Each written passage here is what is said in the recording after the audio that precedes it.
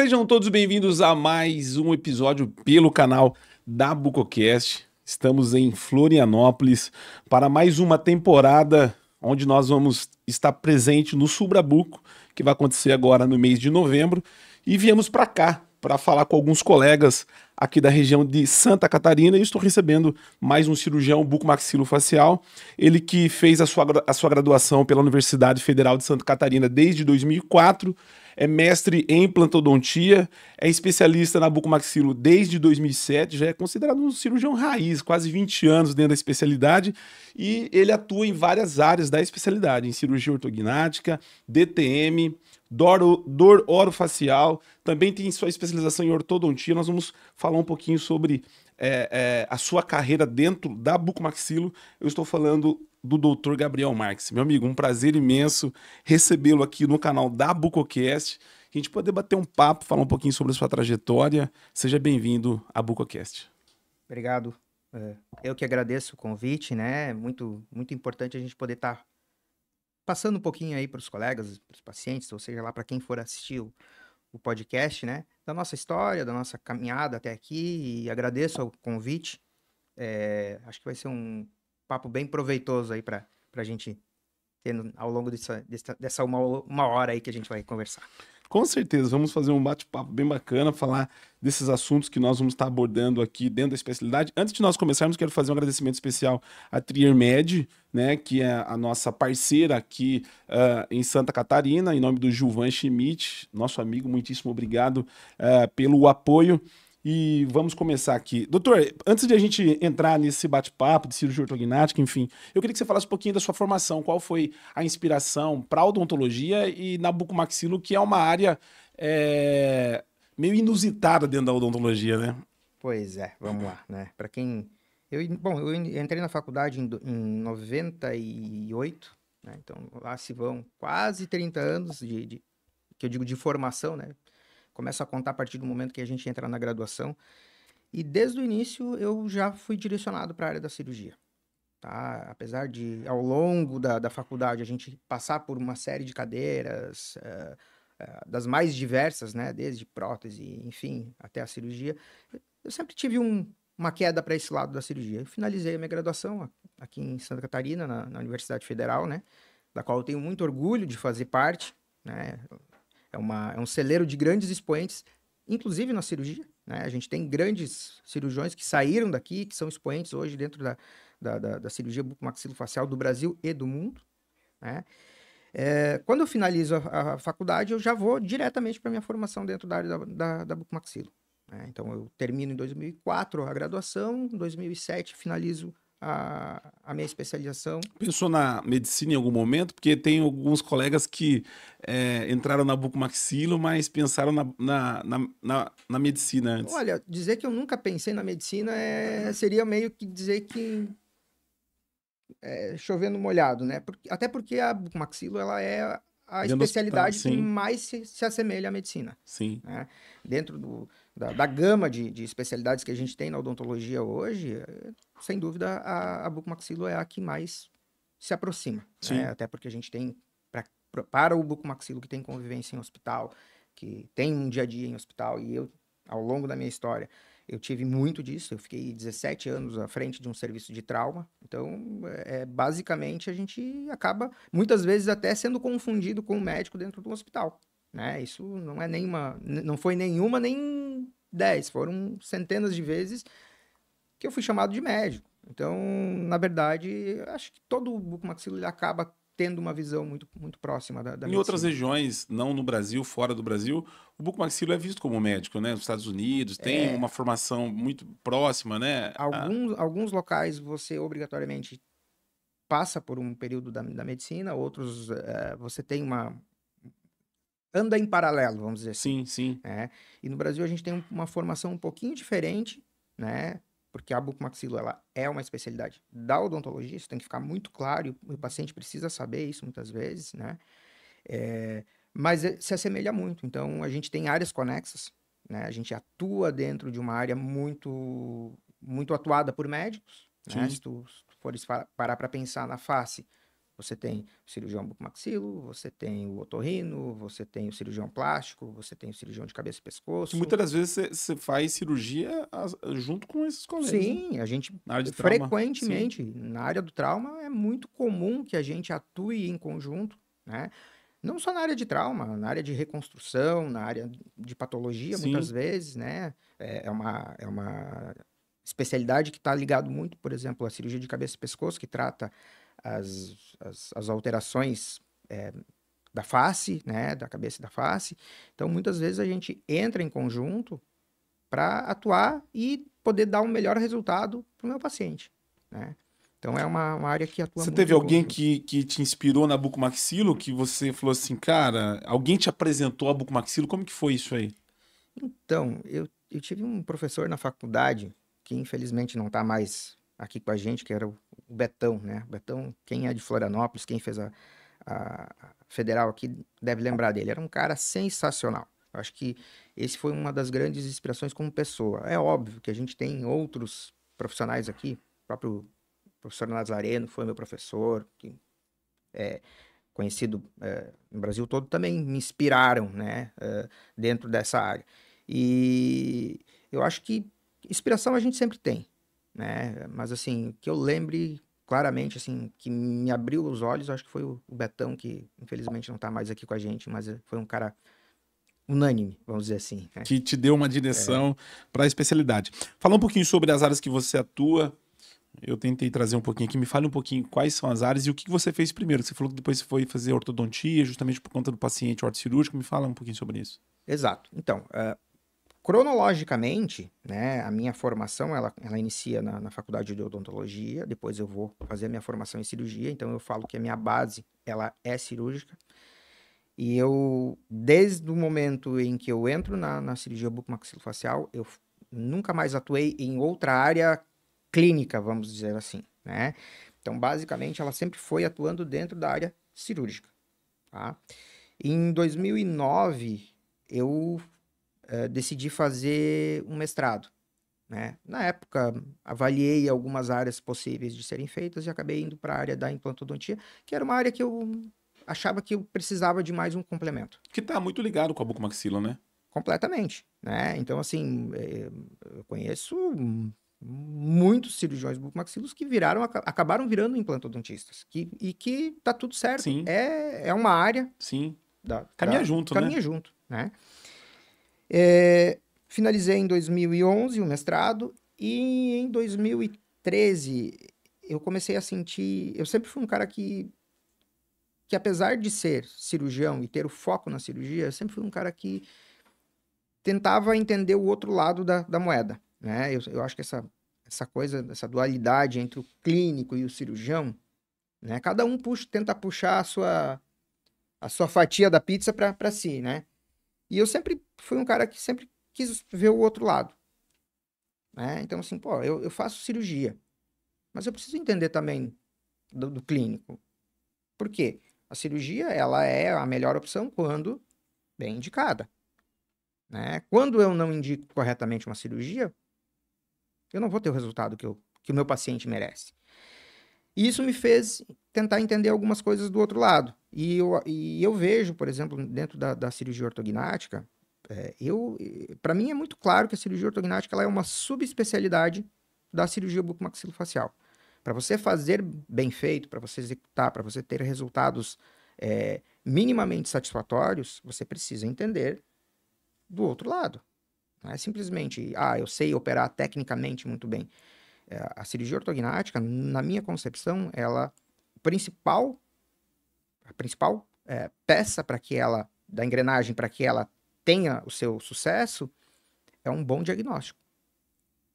Sabe aquela Sim, história de sim. que tudo que começa errado tende a terminar errado? O diagnóstico é assim. Isso é uma máxima dentro da área da saúde. Um bom diagnóstico ele vai gerar um bom tratamento. Que muitas das vezes começa no ortodontista, né? Que muitas vezes começa no ortodontista, né? E a gente...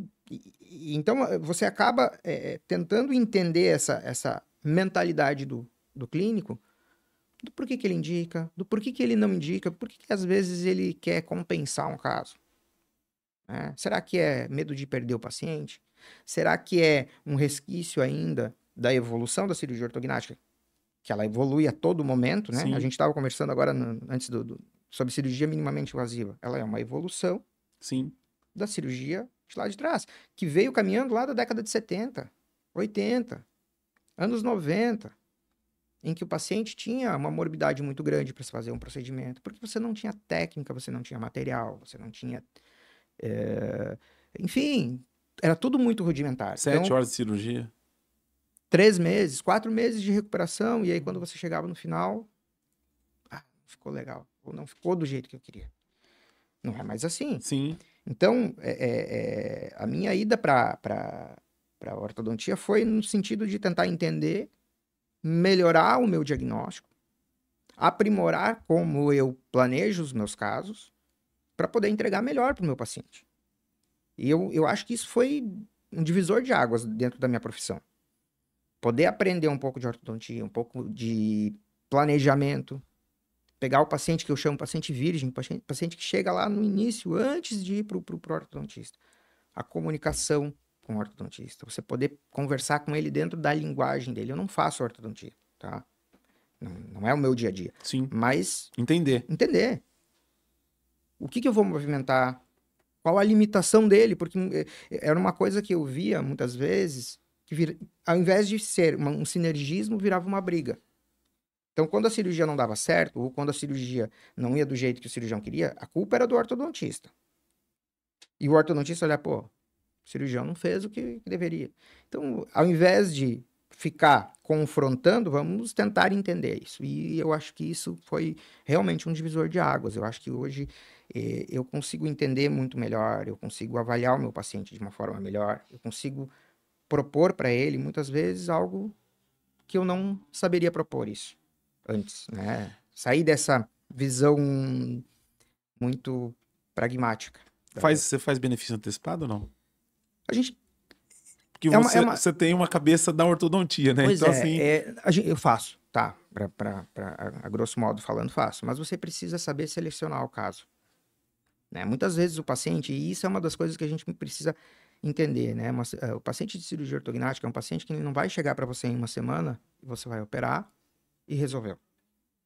Ao contrário de muitas outras coisas, né? Ou muitas outras áreas da cirurgia, em que o paciente vem, você faz o planejamento, opera e em um mês você resolveu. A grande maioria dos pacientes, eu diria que mais de 80% dos pacientes, é um paciente que a gente brinca, vai casar com você. Então nós vamos ficar aí, às vezes, 2, 3 anos, nos vendo todos os meses, tanto no pré-operatório quanto no pós-operatório. Então a cirurgia ortognática, dentro de um padrão de normalidade, a cirurgia ortognática raiz, ela é uma cirurgia que você tem um início, um meio e um fim. E que muitas vezes esse caminho para ser percorrido, ele vai durar em torno de 1 ano e meio, 2 anos, 3 às vezes, né?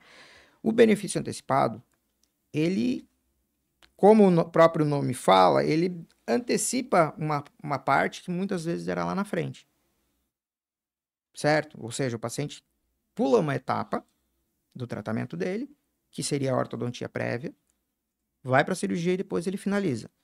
Só que não é todo paciente que pode fazer isso. O benefício antecipado, ele são para casos específicos. E quando é possível, sim, a gente faz.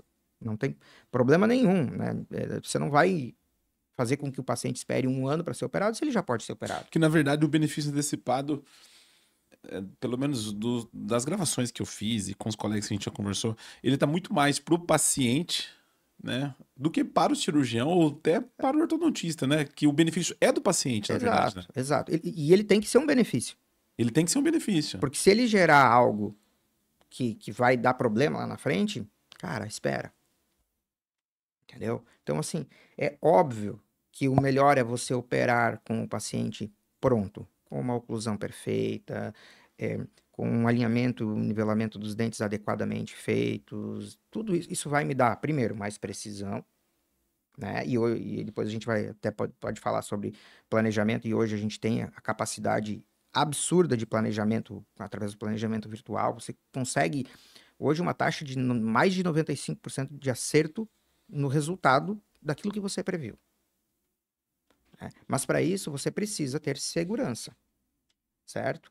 Então, muitas vezes o paciente chega achando que ele é candidato a um benefício antecipado e ele já criou uma expectativa na cabeça dele de que ele vai operar amanhã. E às vezes você precisa baixar um pouco a expectativa dele, porque ele não é um candidato a um benefício antecipado. Então, diria que sim, a gente faz, desde que bem indicado, né? Porque senão você acaba arrumando uma dor de cabeça para você e para o próprio paciente. Nós vamos estar compartilhando algum desses cortes aqui do nosso episódio com o Ortognática Sim, que é um canal que nós temos também, que a gente só fala de cirurgia ortognática. Então eu queria falar um pouquinho sobre cirurgia ortognática e depois nós vamos estar compartilhando lá também com os pacientes que nos acompanham lá no canal da Ortognática Sim. Eu queria que você falasse do paciente, quais são as indicações do paciente para cirurgia ortognática. Bom, vamos lá. A cirurgia ortognática, ela dentro da ideologia dela, né, da onde ela é concebida, ela é uma cirurgia funcional. Ela vem para tratamento de deformidades dentofaciais. Essa é o cerne da coisa. Eu gosto muito de fazer traçar um comparativo com a implantodontia. A implantodontia ela surge lá no final da década de 60, com o professor Brennemark, e a ideia dele era o quê? Era reabilitar, dar novamente função a pacientes edêntulos totais. Ele viu lá que o titânio integrava no osso e bolou lá o que a gente chamou, e que até hoje é mundialmente conhecido como protocolo de Brennemark. Nesse primeiro momento, o que ele queria devolver para o paciente? Função. Você não tem mais dente, você vai voltar a mastigar de forma adequada, ok. A cirurgia ortognática, ela também inicia dessa forma. Eu tenho um paciente que tem uma deformidade, seja ela do terço médio, do terço inferior, combinada, seja qual for. E vamos tratar esse paciente. A implantodontia, ela vem caminhando. Então, num primeiro momento, edêntulos totais, daqui a pouco, mas eu posso usar também o cara que tem alguns dentes ainda e eu consigo reabilitar ele daquela forma. A cirurgia ortognática também começou a ter esse tipo de entendimento, né? Então, assim, num primeiro momento, você pegava aquele paciente que tinha uma discrepância absurda, né? Você pegava assim, olha, esse cara não tem o que fazer. Mas daqui a pouco você já começa a ver, não, peraí, alterações menores que vão se beneficiar também com a cirurgia ortognática, a gente pode atuar. A implantodontia, ela vem e chega aonde? Um paciente que tem falta unitária. Que ele tem todos os dentes e perdeu um dente. E eu quero devolver esse dente. A cirurgia ortognática hoje, eu diria que ela está num nível muito semelhante. Só que onde é que eu quero chegar com isso? Quando tu me pergunta qual é a indicação, lá atrás era pura e simplesmente funcional. O cara que tem perda de um dente, você acha que a queixa principal dele é funcional? Não. Qual que é? É estética. Hoje, a gente caminha para algo muito semelhante. Apesar da cirurgia, e a gente precisa entender que sim, a cirurgia ortognática, ela é para tratamento funcional. Só que, cada vez mais ela caminha e o divisor de água, o determinante para o paciente me dizer assim, ó, Gabriel, eu vou passar por uma cirurgia ortognática, acaba sendo a estética. Ele já vem com essa ideia, doutor? Paciente? Uma boa parte, sim. Eu diria que assim, ó, principalmente a mulher. O homem, ele é mais reticente. É muito comum e a gente tem cada vez mais recebido pacientes. Antigamente eram pacientes mais jovens. Hoje a gente já tem isso, muito provavelmente já deve ter visto com outros profissionais que tu entrevistaste, que o perfil está mudando. Sim. Antigamente era um paciente jovem, a partir dos 16, 17 anos. Hoje a gente opera paciente com 35, 40, 50. O meu teto até agora foi 63. 63 anos. Ortognática? Ortognática. Apneia? Não, ele era um classe 3. Caraca. Tinha uma discrepância absurda e tal. E quando ele chegou no meu consultório, eu falei, cara, sério? Tu quer? Ele falou, quero operar. Eu passei a vida inteira sofrendo com isso. Eu quero operar. Então, assim, quando você começa a alterar esse perfil de paciente, E quando você começa a entregar resultados cada vez melhores, o paciente ele começa a visualizar, e hoje a rede social, a internet, ela é muito rica nisso. Você começa a ter o quê? Você começa a ter o paciente que vem pelo funcional e acaba indo para onde? Acaba finalizando com a estética. Um exemplo disso. Hoje, 60% dos pacientes que a gente recebe hoje, por exemplo, paciente classe 2, é o quê? É o paciente que vem ou por uma alteração respiratória, síndrome da apneia obstrutiva do sono, certo? Esse paciente, principalmente o homem, ele chega, doutor, eu quero resolver o meu problema de ronco e de apneia. Aí você fala para ele assim, ok, mas e aí? Vamos agora sentar, vamos discutir o teu planejamento, e quando você começa a mostrar o planejamento para ele, e que muitas vezes você tem algumas limitações, né, de tratamento, principalmente quando você precisa fazer grandes avanços para melhorar a parte funcional, você esbarra onde? Na estética. E aí quando tu começa a mostrar, o homem, ele principalmente isso, aí quando tu fala assim, ó, beleza, eu vou resolver, você aceita que eu te resolva 100% do teu problema funcional, você não vai roncar, você não vai mais usar o CPAP, ou você não vai ter mais apneia, mas eu vou te deixar um pouquinho mais feio, cara. Ou eu te deixo legal, bonitão, e eu resolvo 80% do teu problema. O que tu acha que ele fala? O cara quer ficar bonito. Sim. Entendeu? Então, você tá mexendo na face. Cartão de visita. Não tem como tu dissociar a cirurgia ortognática da estética. É impossível. E faz parte. Esse paciente hoje que você citou, que é o paciente apneico, a cirurgia ortognática tem trazido bons resultados para esses pacientes, doutor? Muito bons. É uma das coisas que eu sou um cara que dificilmente eu prometo alguma coisa para você. Você chegou no meu consultório, eu vou te dizer, olha, a gente tem isso, isso, isso, o tratamento é esse, eu tô te propondo dentro daquilo que eu tenho de arsenal para te tratar, eu tô te propondo o que eu acho que é o melhor. É óbvio que a decisão sempre vai ser tua. Eu não posso obrigar o paciente a fazer alguma coisa que não faz sentido. Mas quando você pega um paciente de apneia, que é hoje um dos grandes nichos, vamos dizer assim, do paciente que nos procura, a única coisa que eu prometo para ele é assim, ó, cara, respirar melhor você vai. Que essa é uma das queixas 100%. de todos os pacientes de apneia. 100%. Eu tenho, dentro da minha casuística hoje, eu não lembro, sinceramente, de um paciente, depois de um avanço bimaxilar, ou um avanço de mandíbula, ou uma correção de atresia de maxila, chega para mim e diz assim, Gabriel, eu tô respirando pior, ou eu tô respirando igual. Não tem como. Não. Vou te citar um exemplo. Tem um amigo meu, ele é, inclusive, anestesista, e ele um dia bateu lá no meu consultório. Falei, cara, o que você tá fazendo aqui? Aí ele sentou, e assim, cara, é triatleta, então assim, índice de gordura baixíssimo, um cara com uma atividade física sempre em nível bem alto. Falou assim, eu vim aqui porque eu não aguento mais usar o CPAP. E eu olhei pra ele e falei, sério que tu usa? Você tem apneia? Ele falou, sim, uso há 4 anos, acho, se não me engano. E ele era um cara que, esteticamente, você olhava, pra mim, nunca aparentou que fosse. Claro, ele era um paciente classe 2, com um pescoço mais curto, tal, mas ele tinha um tecido mole que acabava mascarando. Eu falei, puta, cara, que responsabilidade, Médico. né? E ele falou assim, e ele por um acaso, há um mês e pouco atrás, ele tinha anestesiado pra mim uma cirurgia ortognática de um outro médico, colega dele, que tinha pedido pra que ele anestesiasse. E eu falei, você sabe como é que é. Esse você nem precisa falar muito, né? Você sabe como é que vai ser.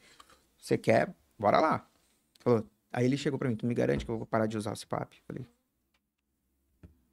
tem como garantir. Mas assim, o que eu te garanto é que tua respiração vai melhorar. Logo no pós, inclusive, né? Isso eu te garanto. E graças a Deus correu tudo bem. E hoje a gente se encontra direto no centro cirúrgico, volta e meia, ele tá lá anestesiando pra mim. Cara, o melhor cara que anestesia cirurgia ortognática é ele. Como que ele chama? Bruno. Bruno. É. Doutor, esse paciente que chega com essa queixa com relação à apneia do sono, quais são as queixas que normalmente eles relatam no consultório, esse paciente? Então, ou ele já vem com o diagnóstico feito, né, encaminhado para um otorrino ou para um médico do sono, tá? Esse paciente é um paciente com um manejo muito mais fácil, muito mais tranquilo, porque ele já tem consciência do problema dele, tá?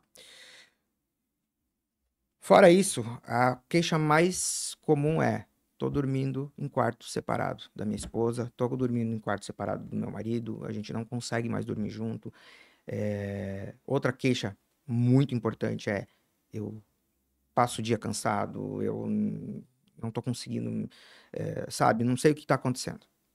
Porque o que que acontece? O sono, ele é a base de toda a nossa saúde. Se eu não tenho um sono adequado, meu corpo vai se desregular, não tem, né? Se Ele você vai dar não, sinais, né? ele vai dar sinais, né? O sinal mais claro da apneia é o ronco, sem sombra de dúvida. Mas existem algumas outras queixas que são paciente hipertenso, assim, eu poderia dizer inúmeras doenças que Sim. podem advir da apneia, né? Ou de um sono mal dormido, desde depressão, ansiedade, obesidade. Tá ligado? Você tá ansioso, você come, você engorda, você não pratica esporte porque você não tem condicionamento adequado. Então isso vira uma bola de neve. E é muito legal porque quando você trata o paciente, quando você faz a cirurgia e que ele retorna, cara, a vida dele muda. Realmente você transforma a vida daquela pessoa. Então o cara chega muito mais disposto. Pô, tô dormindo bem. Voltei a dormir com a minha esposa, voltei a dormir com meu marido. Porque não é só homem, tem muita mulher Sim. também. Então, é uma coisa muito legal. E eu acho que a parte de tratamento de apneia, através da cirurgia ortognática, não que ela seja relativamente nova, mas eu acho que ela está agora sendo incorporada dentro dos protocolos dos médicos que cuidam do sono, né? E esse caso do Bruno, em específico, é uma coisa que me chamou muita atenção, porque ele me perguntou, cara, por que os otorrinos não indicam? Pô, nós estamos falando de um cara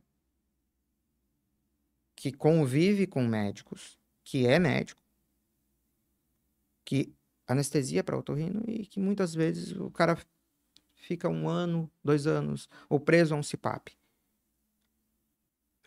Tem aquele paciente que se adaptou ao CPAP e tá tudo certo, né? Você está controlando a doença dele. Mas o tratamento, o CPAP não é tratamento, o CPAP é controle.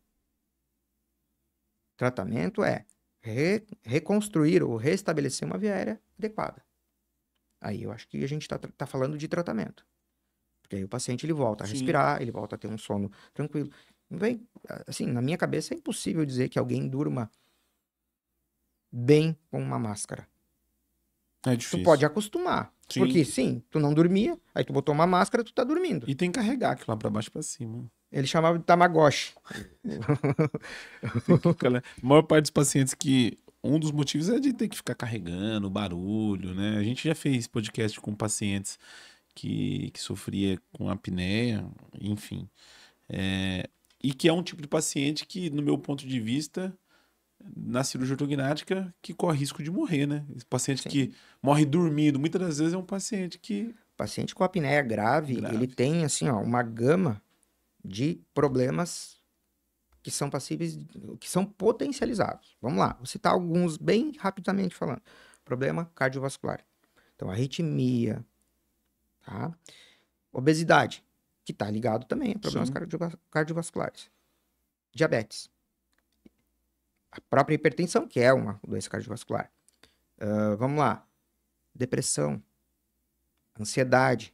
Que o paciente não dorme, Não dorme. fica irritado, um paciente Aí que daqui a tem. pouco ele está Sim. tomando medicação para dormir. Geralmente essas medicações são depressoras.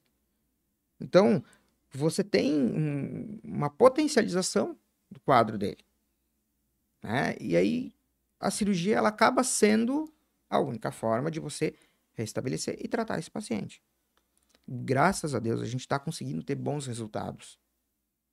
E a gente está conseguindo mostrar para a classe médica que sim, é possível livrar um paciente de um CPAP. É possível tratar a apneia obstrutiva do sono. Com uma cirurgia segura, né? Uma cirurgia segura. Que é uma cirurgia que a gente faz de rotina. Sim, sim. Né? Desde que siga os preceitos Sim. corretos, que é uma cirurgia eletiva. Sim. Então, ela tem que seguir todos os protocolos de segurança. Ela tem um risco como qualquer outra cirurgia, mas é uma cirurgia eletiva. Exatamente. É muito tranquilo.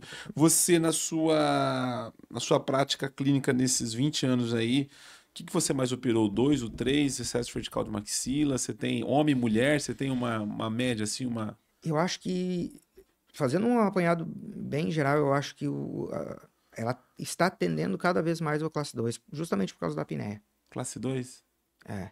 Eu acho que de todas as cirurgias que eu executei nos últimos 5 anos, vamos botar assim, que é uma coisa que a gente lembra mais recentemente, eu acho que a maioria é classe 2. É o paciente heterognata. Tá? Vou te dizer assim, o resultado estético do paciente classe 3 é o mais legal. Porque é o paciente que é aquele paciente mais sisudo, que tu... Eu gosto do excesso vertical, pô. O excesso vertical também. É bonito Não, demais. aí Você vê um antes e depois do excesso vertical. Eu tenho uma paciente que é muito legal. Ela, assim, ela brincou comigo. Ela falou assim, no pós-operatório dela, quando ela voltou, ela retornou às atividades dela. Ela falou assim, cheguei agora no trabalho lá, e ela tinha 2 nomes, era Cristina e uma outra. O primeiro era, acho que era Patrícia, uma coisa assim. Ela falou assim, a Patrícia não veio, só veio a Cristina. Porque realmente ela chegou lá, as pessoas olhavam pra ela falou assim, eu cheguei no meu setor e teve uma colega que chegou, ela falou assim, ela não me reconheceu. Né? Teve um outro caso agora, recente, essa paciente deve estar com 6 meses de pós-operatório, mas ela não era uma classe 3, ela não era uma excesso vertical. Ela tinha excesso vertical também, mas ela era mais um perfil 2. E ela falou, Gabriel, eu fui buscar minha filha no colégio. Eles não queriam me entregar. Eu acredito. E esse paciente de excesso vertical, às vezes ele vem com um combo, né? Ele tem o excesso vertical, às vezes tem assimetria, às vezes ele vem com... Eu vou te dizer uma coisa, assim, dentro daquela linha do tempo de evolução da cirurgia ortognática, e eu gosto muito da parte de planejamento, de diagnóstico, né? Sim. Há algum tempo atrás, a preferência era por operar um segmento só. É uma cirurgia mais simples, é uma cirurgia com menos morbidade, é uma cirurgia que você razoavelmente resolve tranquilo. Com o advindo da tecnologia que a gente tem hoje, tomografia, virtualização de tudo, diagnóstico mais apurado, a gente entende que toda e qualquer alteração da face, ela ocorre em 3 eixos. Ela não vai... O paciente classe 2, por exemplo, a gente não pode entender, para quem não sabe, classe 2 é aquele paciente que tem pouco queixo, né? Paciente heterognata. Esse paciente, ele não vai ter só um problema anteroposterior. Na grande maioria das vezes, ele tem algum outro tipo de problema transversal, ou seja, em outro eixo da face dele, ou algumas vezes ele tem uma alteração vertical. Então, a gente precisa avaliar o paciente como um todo.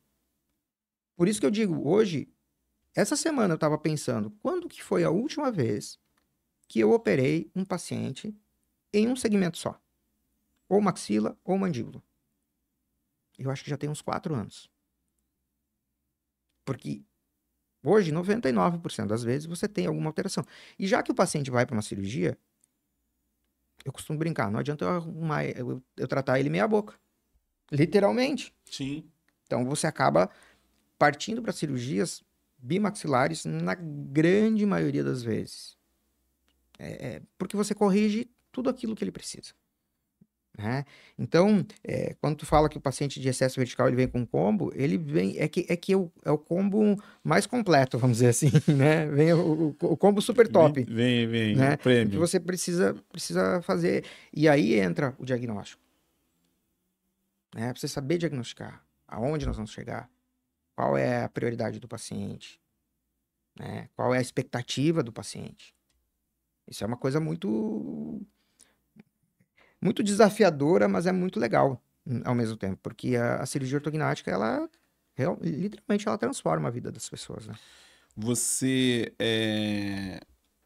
o 2, o 3, o assimétrico e o excesso vertical de maxila, quais dessas indicações é mais desafiador para você poder entregar resultado? Eu acho que depende muito da expectativa do paciente. Eu considero que cada cirurgia é uma cirurgia. E eu falo pro paciente, a tua cirurgia, para mim, ela vai ser mais uma. Não tô desmerecendo, não tô Sim. falando isso. Ela vai ser mais uma também, e tão importante quanto todas. Mas pro paciente, é a dele. E como que você lida com essa expectativa? Porque essa pergunta eu já fiz para todos os cirurgiões. E a maior parte responde, que eu acho que você responderia também, enfim, que é o paciente assimétrico que tem uma complexidade maior. Diga-se de passagem, para um cara como você que domina o planejamento virtual, talvez tenha uma dificuldade um pouco mais.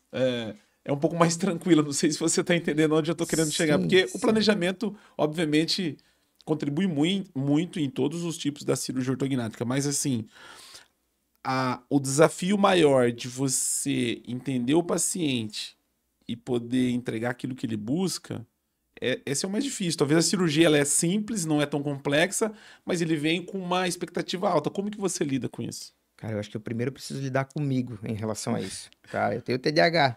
Então, assim, quando eu olho pro paciente, eu quero. Até hoje, eu vou confessar uma coisa pra ti. Até hoje não teve uma cirurgia na minha vida que eu finalizei, eu olhei, ficou bom? Ficou. Podia ter sido melhor. Mas isso é bom, né? Cara, é impressionante. Mas Em isso é todas. bom, Em porque você todas. sempre está querendo melhorar. Só que aí, indo ao encontro da tua pergunta, cara, como é que eu lido com isso? Porque eu, na minha cabeça, eu preciso entregar o melhor. Sim, Nem sempre a gente vai entregar o melhor. sim, tá sujeito. E não é. E quando eu falo que nem sempre a gente vai entregar o melhor, porque você tem diversas variáveis. Você tem a expectativa do paciente, você tem a sua expectativa frente àquela cirurgia, você tem a complexidade do caso. A cirurgia ortognática, por exemplo, ela não é unânime, ou seja, ela não vai entregar muitas vezes tudo, né? E quando a gente fala, principalmente, quando o paciente busca além da função, ele busca uma estética em conjunto, cirurgia ortognática, ela não consegue entregar tudo. E aí você tem que associar outras coisas juntos. Então, como é que eu lido com isso? Eu acho assim, primeiro, uma conversa muito franca com o paciente. Essa é a primeira coisa.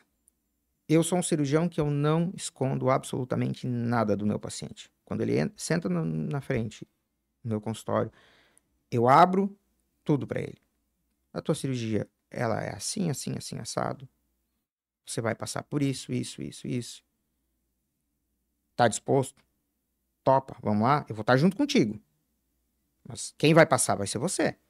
Então, a gente tem que, muitas vezes, modular, eu chamo isso de modulação da expectativa do paciente. Muitas vezes ele chega, ele quer uma coisa, cara, isso não é viável. Então, o que eu consigo hoje para potencializar a minha expectativa ou maneirar a minha expectativa com ele? Planejamento. Planejamento virtual hoje, ele nos dá a possibilidade de ter uma taxa de assertividade muito alta. Você Então, mostra pro paciente o planejamento, não? mostro. Sabe como é que eu lido com o paciente? Eu falo para ele o seguinte: eu gosto muito de fazer analogias. O antes e depois, eu tô É, dizendo, né? eu falo abertamente com o paciente, eu faço analogia. Você veio me procurar aqui, a grosso modo, salvo as devidas proporções, para fazer uma reforma na tua face. Sim. É isso. Quando você faz uma reforma na tua casa, teu apartamento, o que tu faz? Tu contrata o empreiteiro, manda ele quebrar tudo e depois tu vê o que tu vai fazer? Ou você antes contrata um escritório de arquitetura, Sim. você faz um projeto, você orça esse projeto, você delimita aquilo que você quer fazer para depois executar. Cirurgia ortognática é assim hoje. A gente precisa ter ela. como um planejamento. Então eu falo para ele assim, ó, a primeira coisa, antes de você decidir se vai operar ou não vai operar, ou se a gente vai mexer num ou no outro, se a gente vai fazer isso ou aquilo, a gente vai fazer o projeto da reforma da sua face. E aí, em cima disso, a gente vai modelar. Tem coisas que ele vai me pedir, consigo. Tem coisas que ele vai me pedir, cara, para isso eu preciso agregar alguma outra coisa. Ou isso é impossível de a gente fazer. Então, essa coisa de você fazer essa analogia, de poder planejar, de fazer um diagnóstico bem feito, para quem domina, principalmente hoje, e é muito mais fácil do que era há 20 anos atrás, ou há 15 anos atrás, ou há 10 anos atrás, quando a gente praticamente não tinha planejamento virtual, e era feito tudo lá na plataforma de Ericsson, fazendo tudo. Cara, hoje é só que tem o outro lado, né? Você vai ter que entregar aquilo. Hoje o planejamento virtual, alguns colegas têm um pouco de receio de mostrar o antes e depois por questão do paciente muitas das vezes se apegar, né, à imagem e na prática às vezes ele não conseguir entregar exatamente o que está lá, que tem essa diferença, né? Tem.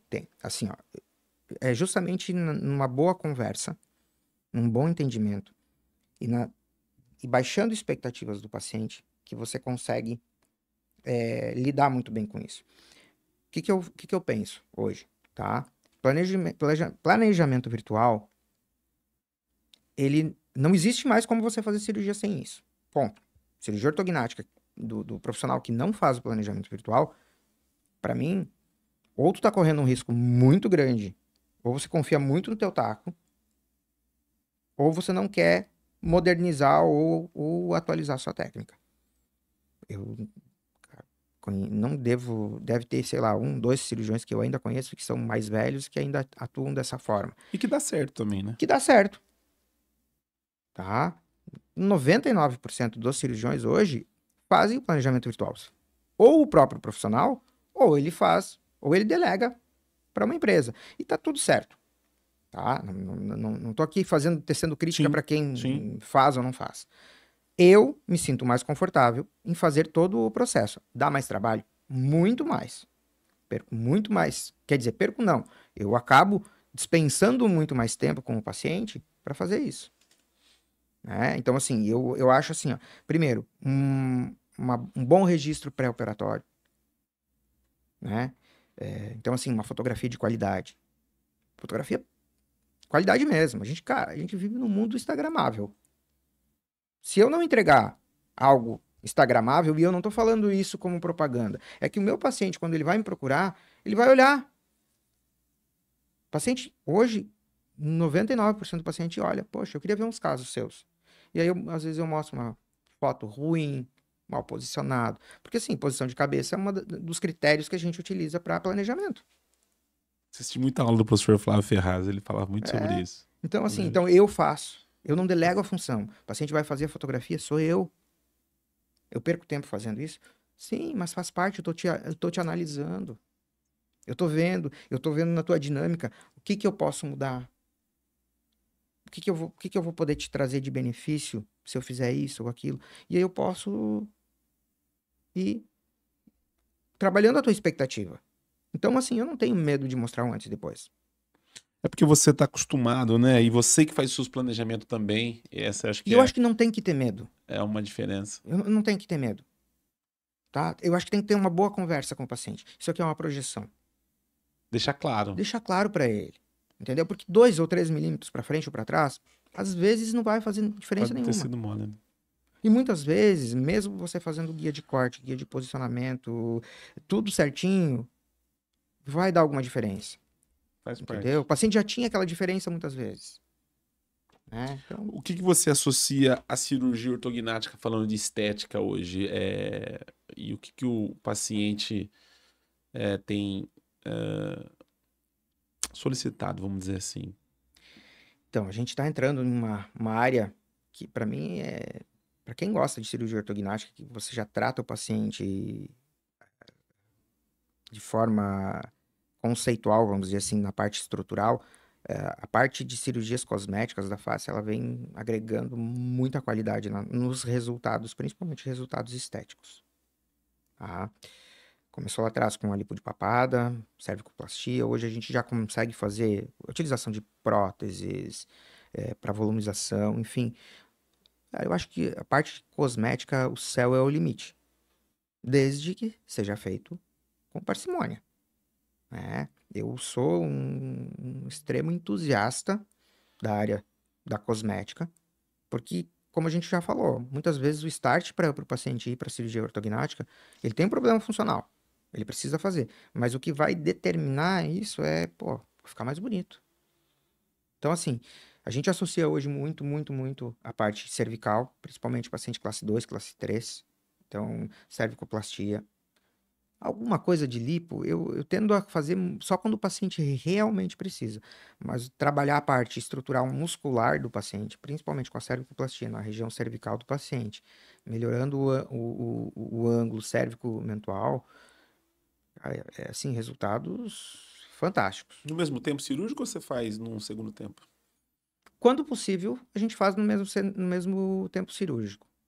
Eu gosto muito de resolver o paciente com o mínimo de sofrimento, vamos dizer assim, Estresse possível, né? possível. Porque quando é possível, a gente faz, tá? Quando que eu não faço? Pô, uma cirurgia muito extensa, um paciente que tem uma deformidade muito grande, vai estender. Muitas vezes o paciente quer fazer na minha cirurgia. Sabe o que que eu falo pra ele? Você quer o meu melhor ou você quer o Gabriel meia boca? Eu penso, e essa é a meu entendimento. Cirurgia, cirurgia cosmética, cirurgia facial, cirurgia ortognática, ela é uma cirurgia eletiva. Se você vai me operar, eu quero que você esteja a pleno. Geralmente as cirurgias estéticas, elas são feitas depois da cirurgia ortognática, quando associadas. Se eu tiver uma cirurgia muito longa, eu já vou começar a parte estética cansado. Meu nível de atenção não vai ser o mesmo. O estresse cirúrgico não vai ser o mesmo. Então, ao invés de você ter o Gabriel a pleno 100%, às vezes você vai ter 80, 60, não vale a pena. Então eu deixo muito claro para ele. Se eu me sentir confortável, a gente vai fazer. Vai depender do transcorrer da tua cirurgia, tá? Então, assim, 90% das vezes a gente faz. Agora, quando é algo mais extenso, que há necessidade de um tempo cirúrgico muito aumentado, eu acho que não vale a pena pro resultado. Tem que pensar no paciente, Tem né? que pensar nele. Ah, mas eu vou ter que fazer um segundo tempo cirúrgico. Mas, assim, você quer o melhor? Ou você quer, Sim. sabe? Então, é muito. Cada caso é um caso. A gente tende a fazer isso na mesma sessão? Quando possível? Sim. A grande maioria dos casos, sim, é viável. Agora, se porventura a cirurgia complicou em algum momento, ou ela não saiu do jeito que eu queria, e eu tenho que fazer um retoque ou refazer alguma coisa no transoperatório, e isso é rotina. Rotina, quando eu falo, isso acontece. Se algum cirurgião chega aqui e fala que toda cirurgia dele é zeradinha, vamos desconfiar, né? Tem que. Mas ela precisa andar, ela precisa transcorrer dentro de um padrão de normalidade. Então, quando acontece tudo, estamos num tempo adequado, que não adianta você expor o paciente a riscos. Riscos Sim. inerentes ao ato e riscos de repente, eu estar cansado e eu não ver um detalhe que eu deveria ter visto. Então, se eu me julgo em condições naquele momento, vambora, vamos fazer. Né? É salutar isso. Estamos chegando ao final do nosso podcast. Faltam 10 minutinhos aqui para nós encerrarmos esse episódio. Ainda eu quero fazer duas perguntas para ele do pré da cirurgia ortognática e do pós-operatório, ver se eu consigo encaixar essas duas perguntas de cada nesses 10 minutos. Vamos lá. Vamos falar do pré. Você tem recebido pacientes no preparo, tanto convencional quanto nos alinhadores. Como que você vê esse preparo? É, ou algumas vezes tem tido o preparo híbrido? Como que você vê para a cirurgia ortognática? Então, vamos lá. sou ortodontista também, né? Não praticante, né? Vamos lá. Essa pergunta é fácil para você. Assim, a gente precisa entender que é tudo uma questão de evolução. Os alinhadores vieram para ficar, eu estudo muito ainda alinhadores. Desde 2017 eu estudei muito alinhador, né? E eu acho que tem evoluído absurdamente. Assim como a ortodontia convencional com o aparelho fixo, ela evoluiu e continua evoluindo. Eu acho que as duas caminham em paralelo. E elas acabam em algum momento se cruzando.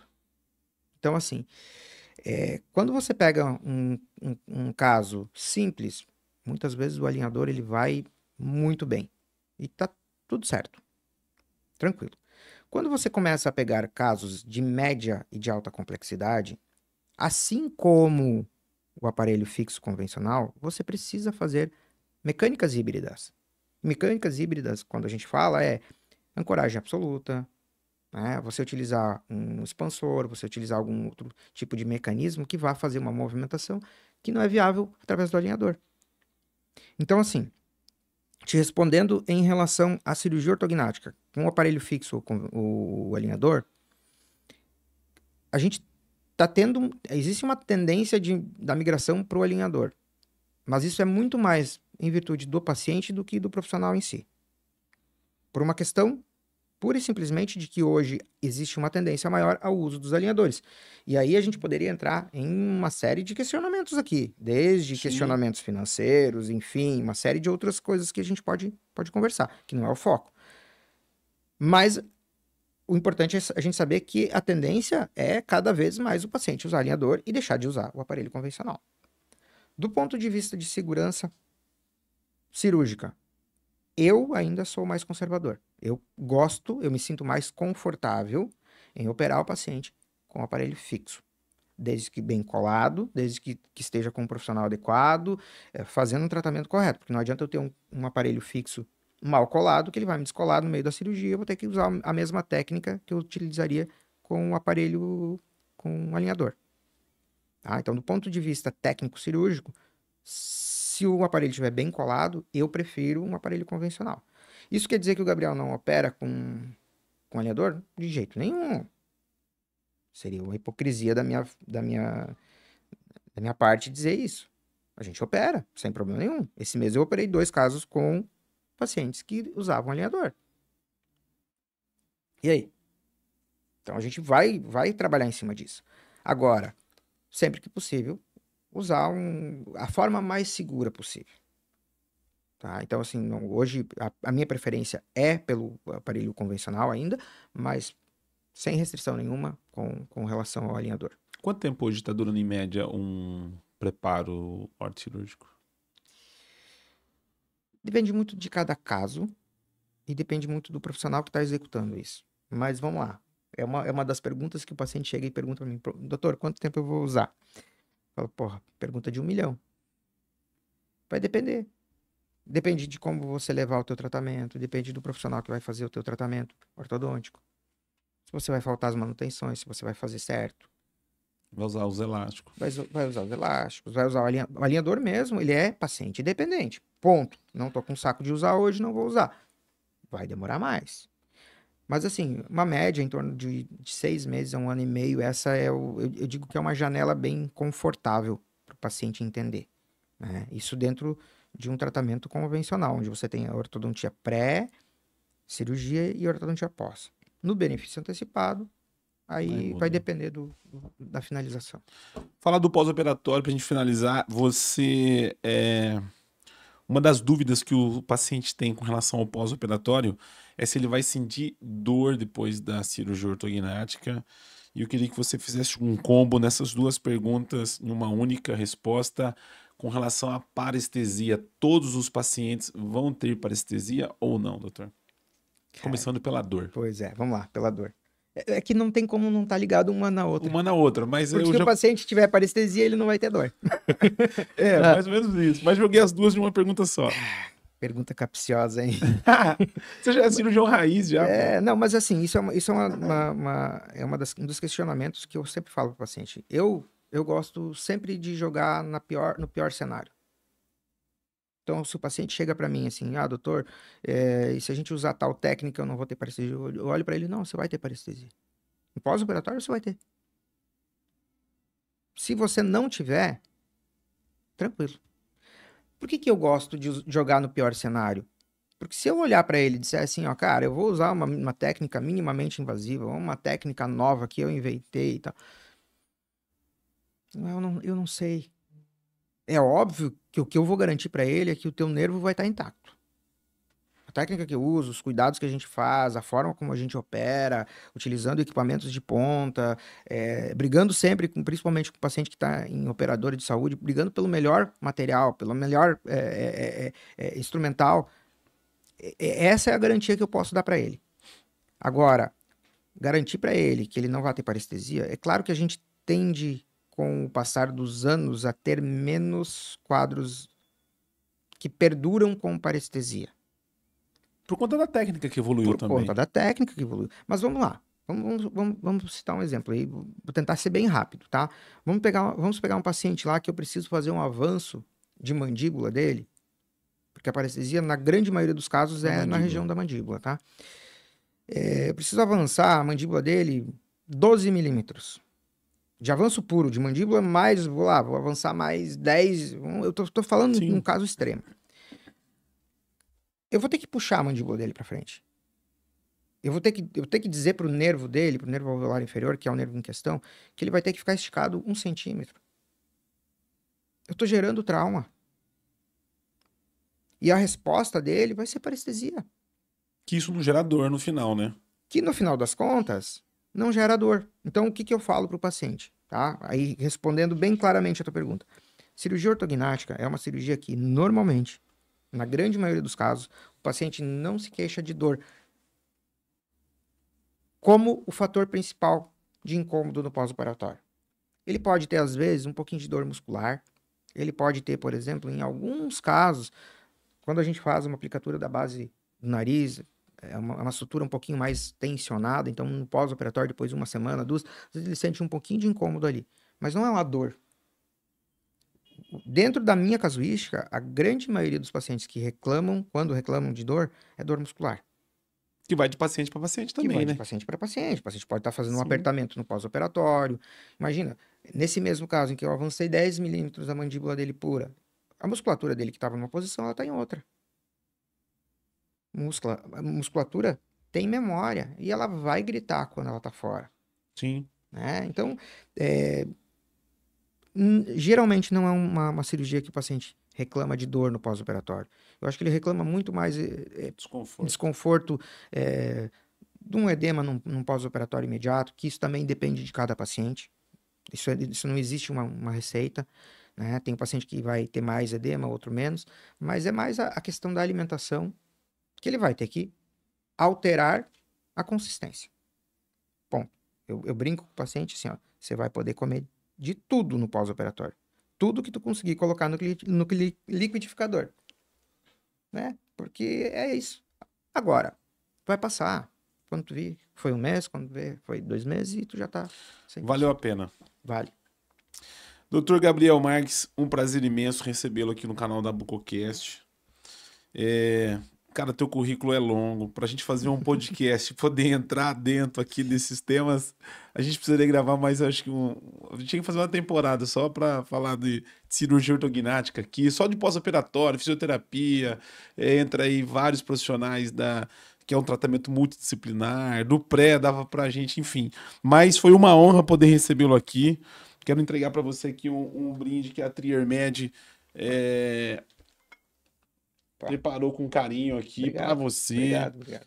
Em nome do Gilvan Schmidt, que é o diretor da TrierMed. Muito obrigado. Obrigado pela participação, viu? Eu que agradeço. Espero que tenha sido proveitoso. Com certeza. Né? Eu acho que a gente poder compartilhar um pouquinho da nossa vivência, poder compartilhar um pouquinho do que a gente faz, é sempre bom. É gratificante falar sobre... Eu gosto de falar. Lembra que eu te falei? Se tu me deixar, nós vamos ficar até às 5 da tarde. Já havia gravado no podcast antes ou não? Não. É mais fácil fazer um podcast ou fazer uma cirurgia ortognática? O podcast é muito mais fácil. Cara, ainda mais quando a gente tem alguém na frente conduzindo, né? Parabéns, cara. Eu gostei da nossa conversa. Foi muito leve. Foi muito tranquila. Podia tocar mais 2 horas aqui tranquilamente. Obrigado, meu amigo. Eu que agradeço. Obrigado a Triarimed. Obrigado aí a BucoCast. Sucesso. Parabéns. Obrigado. Você que nos acompanhou pelo canal da BucoCast, não é inscrito no nosso canal, vai lá, se inscreva no nosso canal e nós vamos estar compartilhando alguns cortes desse episódio. Vamos estar colocando o link também aqui do Dr. Gabriel Marques. Você que tem alguma dúvida com relação àquilo que nós falamos aqui hoje, para você tirar suas dúvidas. O nosso muito obrigado e até o próximo episódio.